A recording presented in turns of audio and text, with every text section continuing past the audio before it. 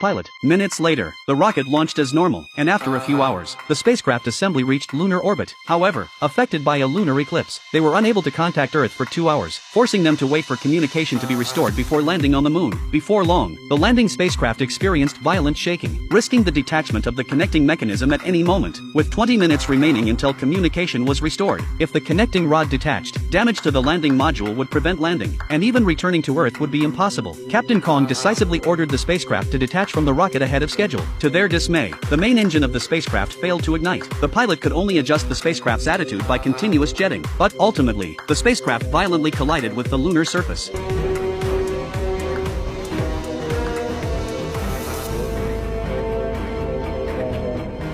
Finally stopping at the edge of a cliff. Fortunately, all crew members successfully evacuated the spacecraft, but Deputy Chief Wang, the only one who had been to the Bohai base, suffered from respiratory failure due to a rib fracture, and remained there forever. At that time, they were still 7 kilometers away from the Bohai base. To complete the mission, or one could say, to stay alive, they could only jog all the way, and managed to arrive at the Bohai base just a second before the oxygen ran out. But as soon as they entered the base gate, they discovered the bodies of mercenaries. What's more eerie is that, the team doctor deduced from the sticky foam at the mouth and the swollen chest of the deceased, that he must have drowned. But on the moon, which is severely lacking in water, this is obviously impossible. Moreover, before departure, Chief Jean mentioned that there had been a nuclear leak at the base, but now the radiation levels are quite normal. Dr. Song suggested performing an autopsy on the body first, in order to find out the truth behind it. However, Captain He Kong directly rejected her proposal. Their goal was to retrieve the lost samples. Soon, the group arrived at the base control room. After a series of operations, the Bohai base was back in operation. The lights, extinguished for 5 years, gradually lit up, but they still couldn't establish contact with Earth. Fortunately, the base's simulated gravity and life support systems were functioning normally. After turning on the air purification system, the environment was no different from that on Earth. Everyone also took off their helmets. According to the base's 3-dimensional map, only those with level 1 clearance can enter the red zones, but the map does not specify their exact functions. There are 3 storage rooms for the samples. Captain Kong decided to split up the team to act. Upon finding a sample capsule, one must immediately check the integrity of the outer shell. If it shows red, avoid any contact at all costs.